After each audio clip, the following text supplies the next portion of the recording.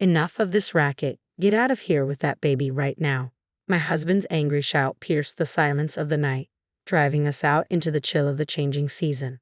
With mornings growing colder and the threat of imminent rain, I felt the sting of desperation claw in my bones. I'm freezing. If we stay out here, we'll freeze to death, I muttered to myself, clutching our 3-month-old daughter tightly wrapped in her blanket. Despite my relentless knocking, there was no response from inside. Helpless, I hugged my crying child closer, and we stumbled on. Each step felt heavier as exhaustion settled in. Please let us in, I pleaded with the empty darkness, but the night offered no solace. Wandering aimlessly, I found myself sitting on a bench in the park, my body frozen to the core. Tears flowed freely as the events leading to our plight played out in my mind. How did we end up like this? My name is Olivia, 31 years old. Left orphaned by my parents' divorce in middle school, I was later devastated by my mother's tragic accident 2 years ago. Alone and desperate, Benjamin, a college classmate turned husband, became my anchor. His promises of support and love offered a glimmer of hope in my darkest days. But since learning about my pregnancy, Benjamin's demeanor shifted. His warmth turned to frost, his kindness replaced by indifference. Despite my morning sickness and struggles, his patience wore thin, leaving me to fend for myself. I hoped our daughter's birth would mend our fractured bond, but it only widened the chasm between us.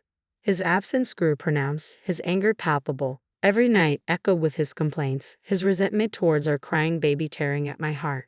This life, once filled with dreams of a happy family, now felt like a nightmare of loneliness and despair.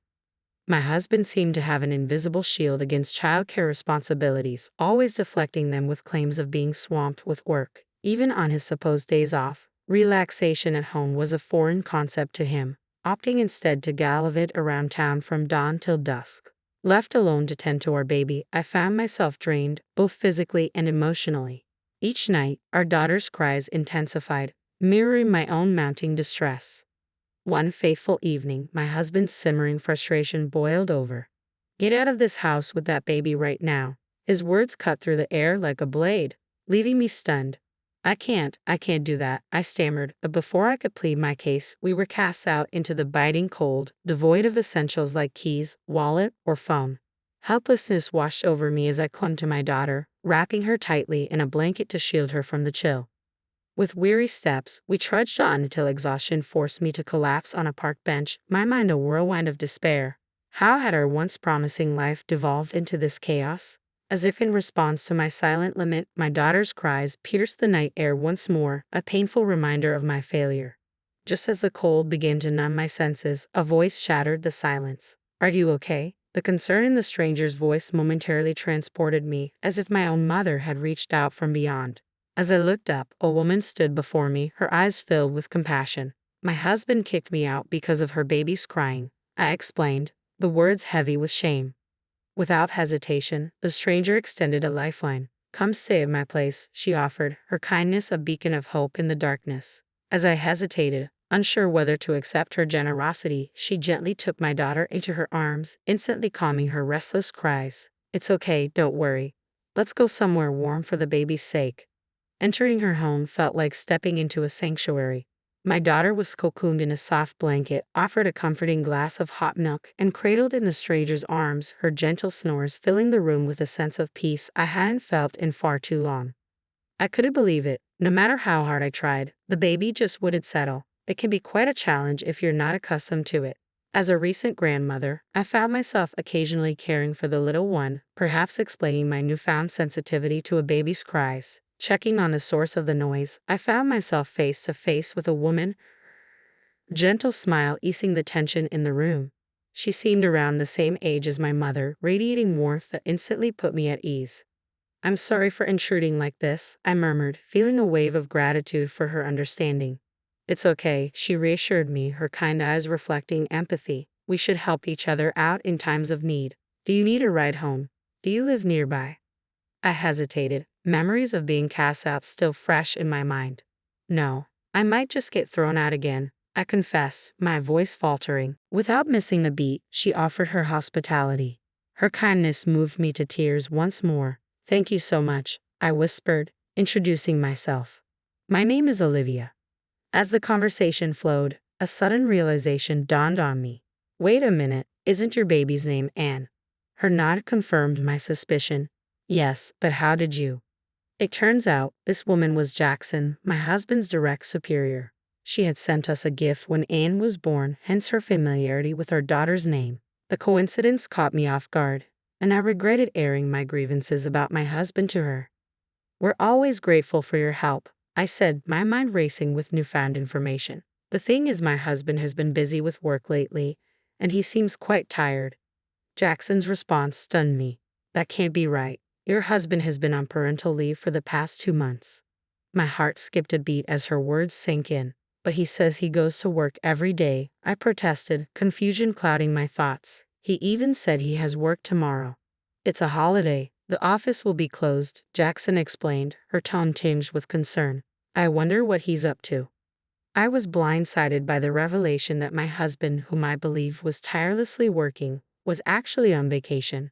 However, the pieces of the puzzle were finally starting to fall into place. I couldn't shake off the sense of anticipation that seemed to linger on the days my husband was supposed to be at work. Ever since I became pregnant, his behavior had taken a noticeable shift, leaving me with a nagging feeling that something wasn't quite right. As I pondered how to investigate further, Jackson suggested a bold idea. Why don't you check his social media, she proposed, gesturing towards a computer in the corner of the room. I accepted her offer gratefully and began scrolling through my husband's online presence. What I discovered left me reeling in shock. A trove of photos featuring him and another woman, seemingly inseparable. They look like a couple. That's Ava, Jackson explained, her voice tinged with sympathy. She worked at our company for only 3 months before recently quitting. The pieces fell into place, confirming my worst fears. Though I had harbored suspicions, the reality of my husband's affair hit me harder than I had anticipated. Do you know her address, her contact information? I asked, my voice trembling with emotion. But Jackson hesitated, her concern evident. I'm sorry, I shouldn't have mentioned her name. It's personal information, and I can't disclose it, she replied gently, offering me solace in my moment of vulnerability. As I deflated, Jackson extended her support. I'll do everything I can to help with anything else, she assured me.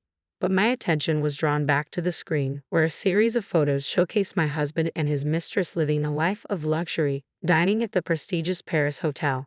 The realization hit me like a ton of bricks. With no income during my maternity leave and our combined savings dwindling, there was no way he could afford such extravagance. No way. This can't be happening, I whispered, my heart heavy with disbelief. With trembling hands, I logged into my bank account online, hoping against hope for a different outcome. But what I found only confirmed my worst fears. My savings of $250,000 vanished. The inheritance I received after my mother's tragic car accident had been cut in half, leaving me stunned and motionless for what felt like an eternity. What's wrong? Jackson's concerned voice broke through my daze. My husband has been using my savings without my permission, I confessed, the betrayal cutting deep. I have reserved those funds for our daughter's future, trusting my husband to keep them safe.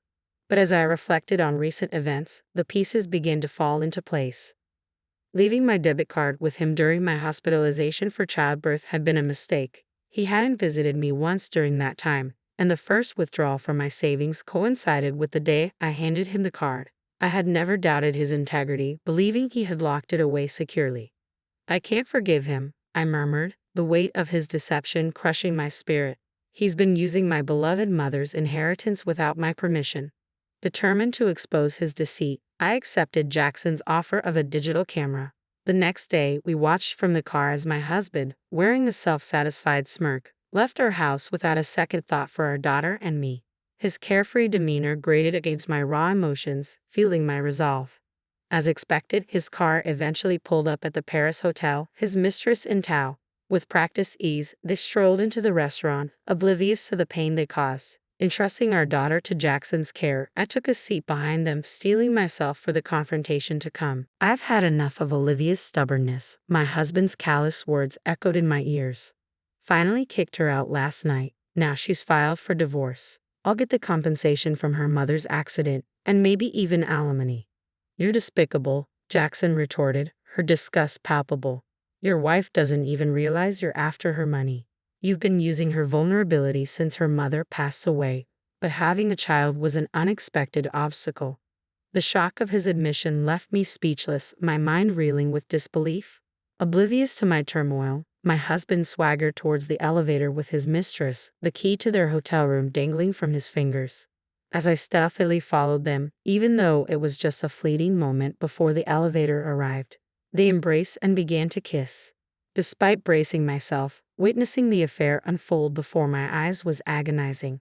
A shiver ran down my spine as my husband's callous words echoed in my ears. This is a pre-celebration for kicking Olivia out. Let's have a blast today. Unable to find my voice, I watched helplessly as the elevator doors closed, swallowing them up and leaving me behind. Frustration and sadness overwhelmed me, rendering me unable to stand. Collapsing to my knees, I felt a profound shift within me. The grief that had gripped my heart began to morph into a simmering desire for revenge. Betrayal of this magnitude was too cruel to ignore. I couldn't simply let it slide. That evening, timing my return to coincide with my husband's arrival home from work, I made my way back to the house. "Whoa, look who's back," he greeted me with mock surprise. "I'm sorry. I'll do whatever you say from now on. Please let me back in the house," I pleaded, masking my rising anger behind a facade of submission. It was time to tighten the noose around him, to play the part of the obedient wife and bide my time. "Fine. From now on, I'm not giving you any living expenses. Do whatever you want," he declared, his arrogance undiminished. Without a word of dissent and without broaching the subject of divorce, I made it clear that I was onto him. Despite his continued despicable attitude, I remained resolute, laying the groundwork for the vengeance that simmered beneath the surface. Enduring my husband's deceit, I persisted in my search for evidence of his affair, scouring the house for any clue. Among his belongings, I discovered a trove of receipts for hotels and meals tucked away in his suit pockets, but alone, they felt like feeble proof. It wasn't until I delved into social media under the woman's name that her true identity was unveiled 2 weeks later.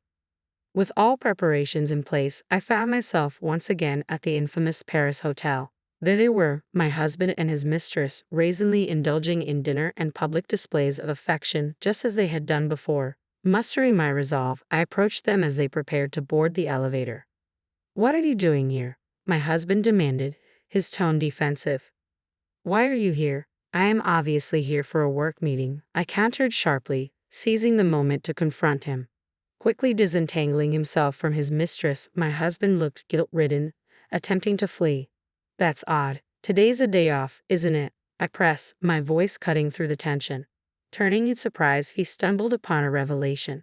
"What, Jackson? You're supposed to be on parental leave, right? How come you're working?" Caught off guard by my unexpected presence with his boss, my husband's feeble excuses faltered. Meanwhile, the mistress, identified as Ava, appeared uneasy and uncertain, her gaze fixed downward. Sensing the scrutiny of onlookers, I proposed a change of scenery. "Since we're drawing attention, let's move this to the room you guys booked. Unless you want me to scatter these photos around here. Is that okay?" I brandished the damning evidence, leaving my husband reeling. In a desperate bid to escape, he grabbed my arm and pulled me into the elevator. But Jackson intercepted, apprehending the fleeing mistress and bringing her along. "Why are you with Jackson?" my husband demanded, bewildered by the unexpected turn of events. "Since the day you kicked me out, I had nowhere to go. Jackson heard our daughter crying in the park and invited me in," I explained, seizing the opportunity to expose his hypocrisy. As we entered the room, a tense silence descended, marking the beginning of a confrontation long overdue. Dumping all the evidence onto the table, I watched as shock rippled across their faces. "What are these photos?" my husband stammered, his voice betraying a hint of panic. "I was here the day after you kicked me out of the house. It was shocking, but I took these as evidence of your affair," I explained, my tone steely with resolve. "That's low. That's my line," my husband retorted, his attempt to deflect criticism falling flat in the face of my accusations. His silence spoke volumes, but I pressed on. "I'm aware you used my savings without my consent. That money was a legacy from my mother," I continued, my voice unwavering. "That's our shared property. I don't see an issue with me using it," he countered, his arrogance grating against my sense of injustice. "It's not shared property. It's mine and mine alone," I insisted, refusing to back down. "You will return the $120,000 you used." "Come on, we're married. Let's not get into such tedious matters," he dismissed, his indifference fueling my frustration. Exhausted by his callousness, I reached into my bag and pulled out the divorce papers, slamming them onto the table with finality. I'm fed up with you. Fill out these divorce papers immediately. That's a leap, don't you think? Didn't I hear you say you wanted me to bring up divorce? He protested, his attempt to deflect blame falling on deaf ears. I played a recording of a conversation we had during a previous meal, his hurtful words reverberating throughout the room. Give me a break, not a chance to think. You approached me just for my money, his voice echoed, each syllable a painful reminder of his betrayal. It all became clear after I heard our conversation from that day. That's why you became so cold all of a sudden, I declared, my voice steady despite the turmoil within. There's a lot to the situation. I don't want to hear any excuses or lies, I continued, my resolve unyielding. Pay me $20,000 for the affair, $10,000 for all the times you mistreated me, $120,000 for the money you took from my savings, and $110,000 for child support until our daughter turns 20. That's a total of $260,000 in one lump sum. What mistreatment? He protested, his voice tinged with desperation. But there was no denying the truth of his actions. You kicked me and our daughter out of the house in the middle of the night and didn't provide living expenses, I countered, my voice unwavering. Clearly caught off guard, he attempted to salvage the situation. Just calm down. Let's talk this out, he pleaded, his tone bordering on pathetic. But there was no room for negotiation. Don't mock me, and don't think you're out of this either. I'll be seeking $20,000 in damages from you too, I retorted, my gaze unwavering. Turning to face his mistress, I could see the color drain from her face. I have to pay too, of course. But in return, I'm divorcing him, so you two can be open about your relationship. That should be a relief, right? I remarked, my tone cutting. As the reality of his situation sank in, my husband's desperation reached a fever pitch. Please spare me this one time. I'll be a good husband, I promise, he begged, his tears and snot a sorry sight. But his pitiful display only served to strengthen my resolve. Turning my back on him, I took the house keys and card case from his bag. I sold the house that was in my name. Jackson reported everything to the company, and it seems you're going to be fired, I informed him, my voice devoid of emotion. As we left the room, I knew it was the end of an era. I didn't want to see my husband ever again, so I arranged for a divorce through a lawyer. I reflected, my mind already moving forward. I demanded compensation for the divorce, the money he had squandered, and child support. With his parents furious and his future uncertain, my husband's downfall was complete. Since he couldn't pay all the compensation in one go, his father forced him to work in a mine, I concluded, my voice tinged with finality. Leaving behind the remnants of my old life, my daughter and I embarked on a new journey. We bought a small apartment and started our new life, I recounted, a sense of relief washing over me. The moment we started living here, my daughter's night crying stopped completely. Grateful for Jackson's support and the opportunity for a fresh start, I knew that together, my daughter and I would build a home filled with happiness and love.